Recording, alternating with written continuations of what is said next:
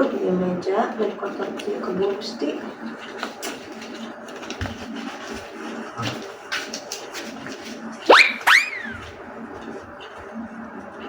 Cabe tapi baik untung ada duit.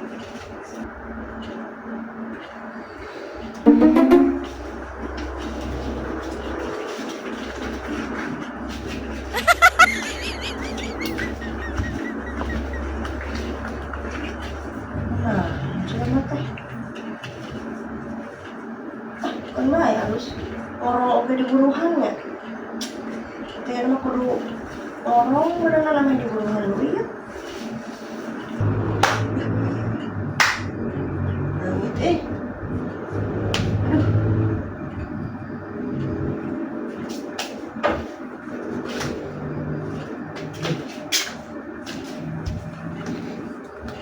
Nah, jelma mana yang main dulu ya.